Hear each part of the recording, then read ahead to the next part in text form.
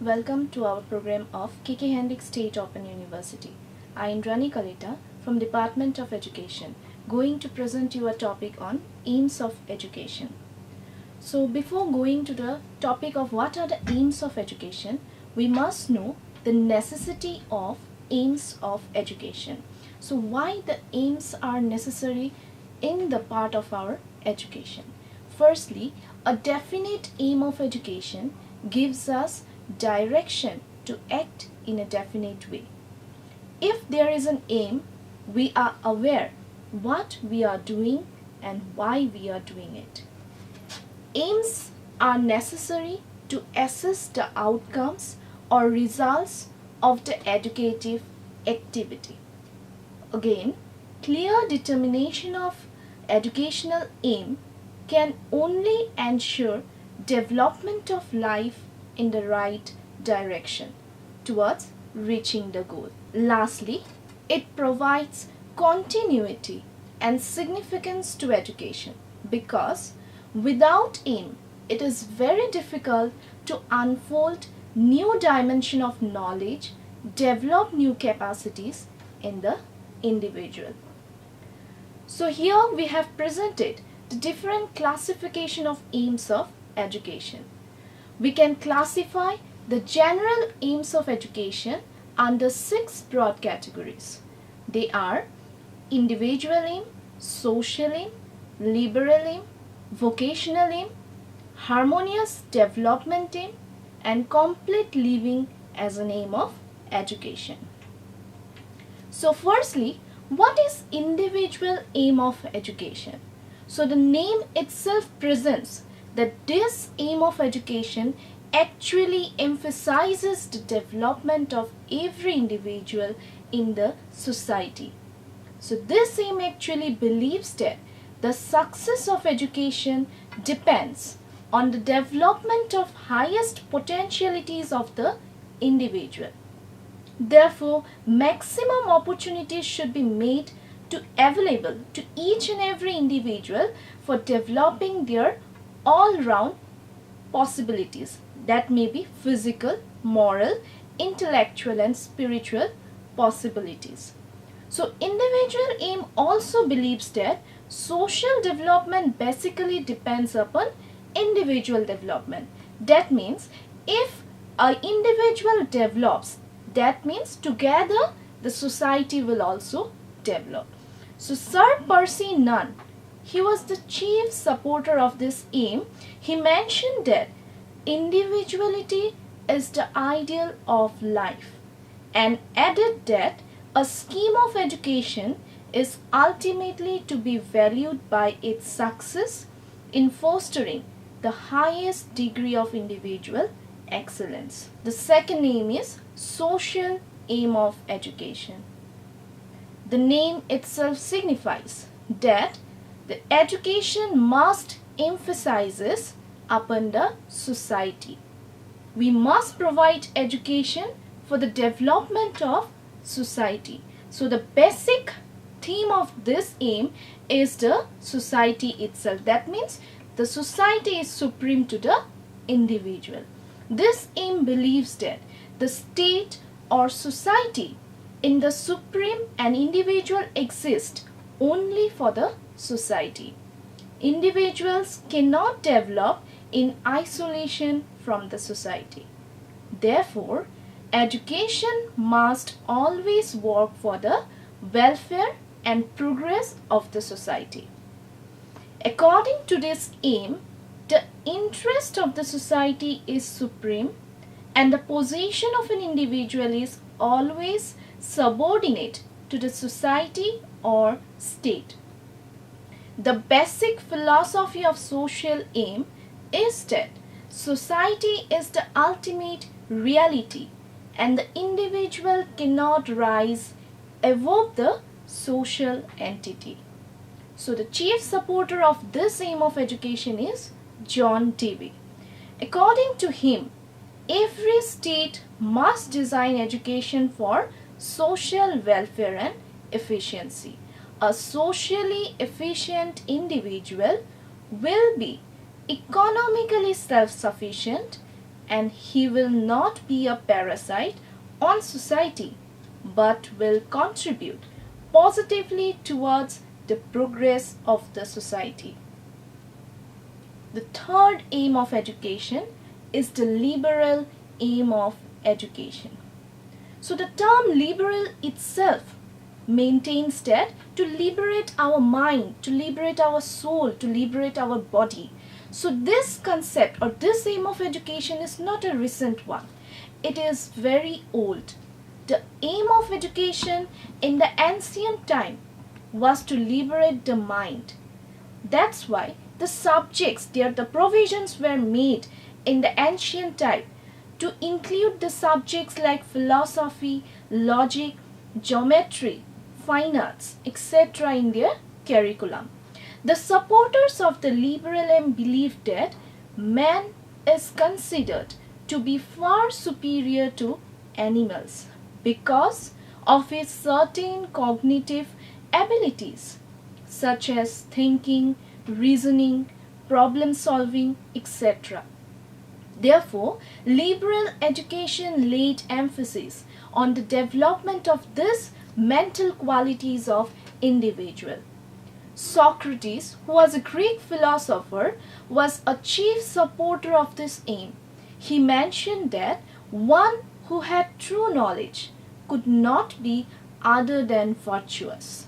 So, education cannot but have knowledge as its important aim. The fourth and the important aim of education in the present day context is the vocational aim of education.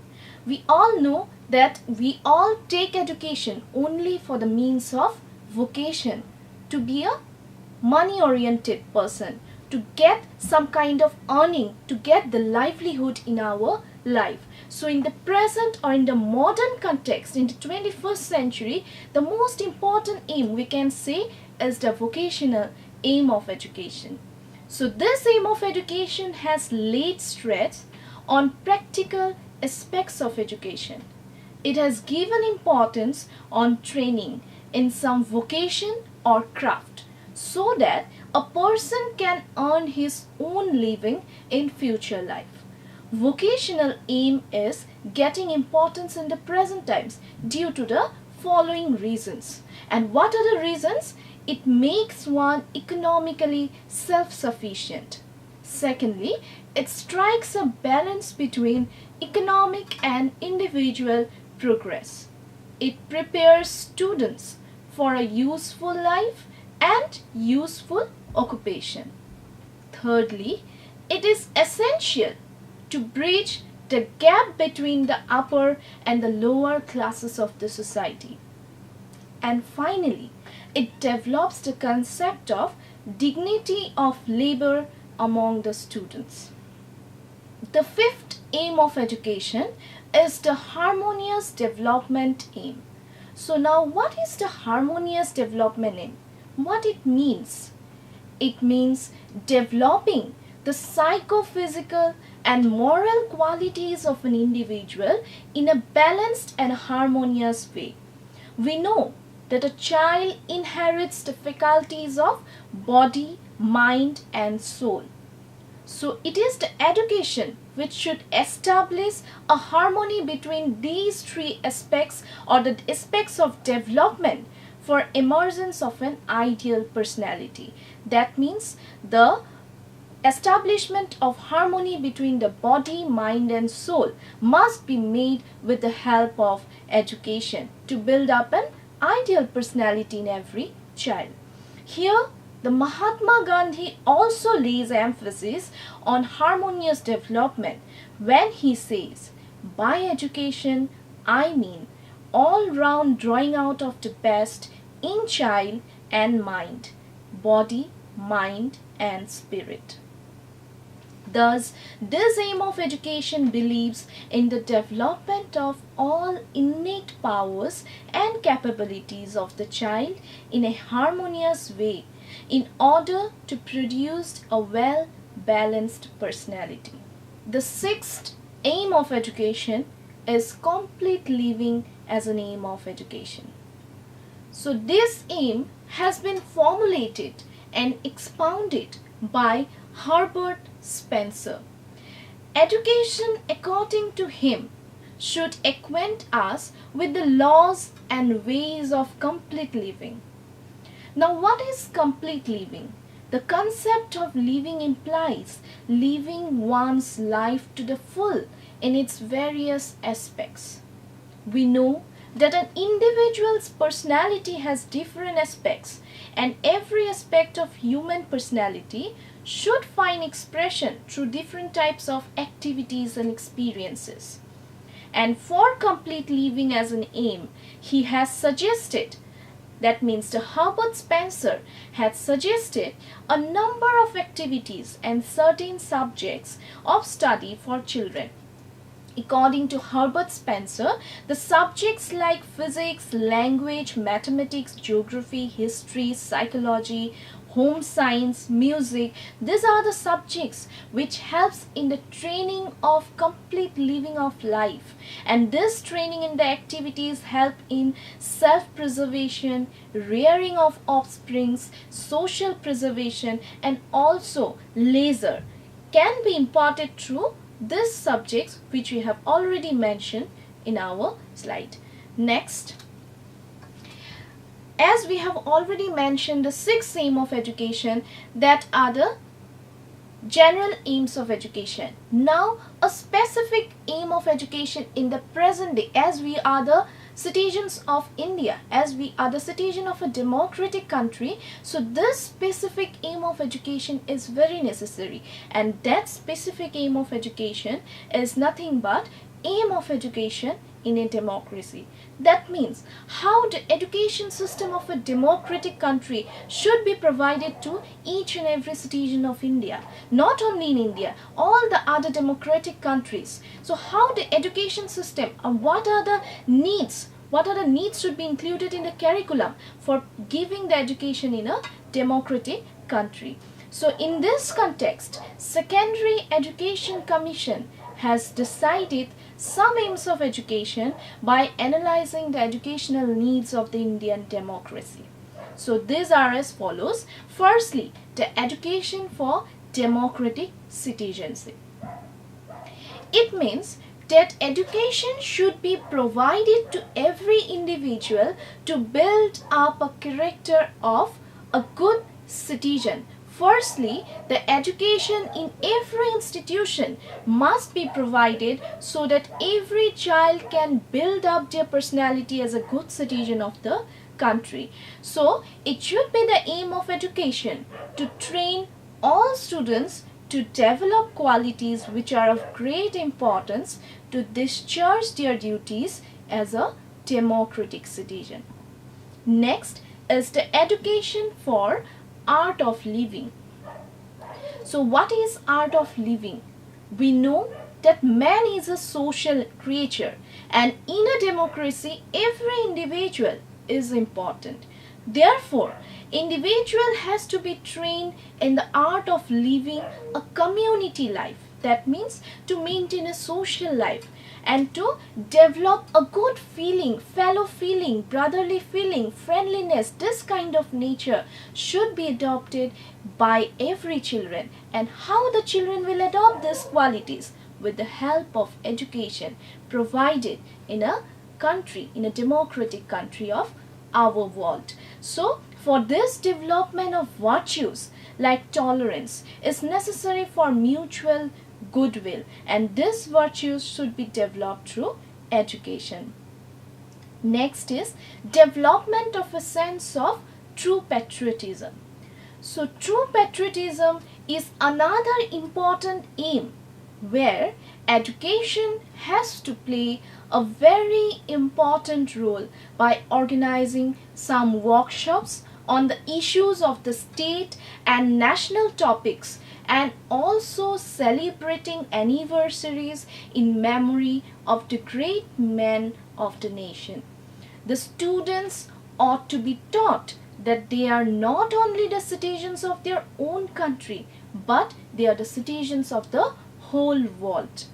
Next is the most important, that is development of vocational efficiency. So success of democracy depends upon its efficient citizens. So development of the country is possible only through promoting skill and efficiency. Development of personality is the next point. Here, in a democracy, personality of individual is very important, which we already know. So, for all-round development of individual, some kind of subjects should be included in the curriculum which is provided by the educational institutions. So, what are these subjects? The subjects are like art, craft, music and dance.